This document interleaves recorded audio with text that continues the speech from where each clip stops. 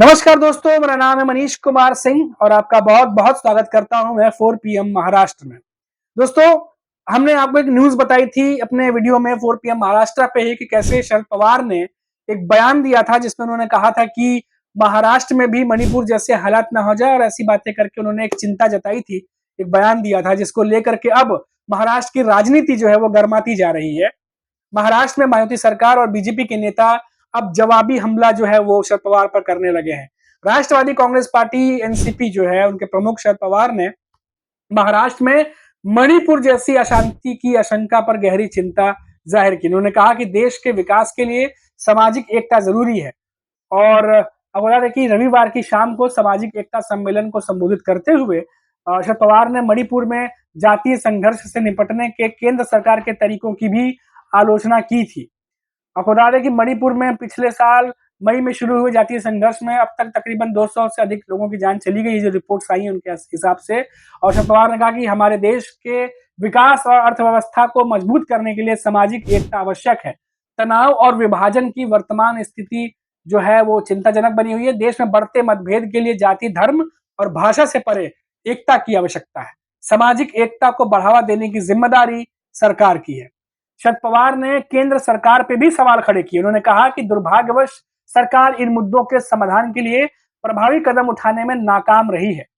पवार ने पीएम नरेंद्र मोदी पर भी निशाना साधा और कहा कि उन्होंने अभी तक हिंसा प्रभावी मणिपुर का दौरा नहीं किया है।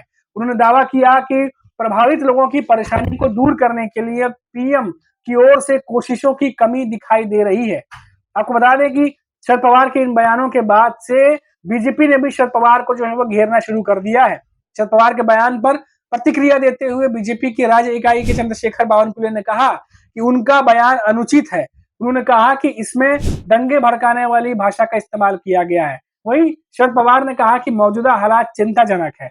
उन्होंने केंद्र पर इन मुद्दों को हल करने के लिए प्रभावी कदम उठाने में विफल रहने का आरोप लगाया और उन्होंने अपने भाषण में बार बार मणिपुर का जिक्र किया, जिसके बाद से अब महाराष्ट्र की सियासत में धीरे धीरे उबाल आने लगा है, क्योंकि ये वो मुद्दे हैं जो शरद पवार उठा रहे हैं लगातार, जिससे महाराष्ट्र की सरकार, केंद्र की सरकार लगातार घेरती चली जा रही है। अभी तो केंद्र सरकार को घेरने की कोशिश की है शरद पवार ने, लेकिन इससे पहले आप देखिए कि लगातार जो महाराष्ट्र के मुद्दे हैं, चाहे वो हम जैसे कि मैंने पहले बताया था कि जो पलायन के मुद्दे हैं या फिर जो प्याज के मुद्दे हैं, किसानों के मुद्दे हैं, आरक्षण के मुद्दे हैं, इन तमाम मुद्दों को लेकर के शरद पवार लगातार जो है वो मायावती सरकार को महाराष्ट्र में घेरने की कोशिश लगातार कर रहे हैं, क्योंकि उन्हें पता है कि अगर ये मुद्दे जनता तक लेकर के वो इसी तरीके से जाते रहे और ये मुद्दे सही इसको हल नहीं कर पाई महाराष्ट्र की सरकार, तो विधानसभा चुनाव में ये मुद्दे बहुत ज्यादा नुकसान पहुंचा सकते हैं मायावती को, एनडीए की सरकार को।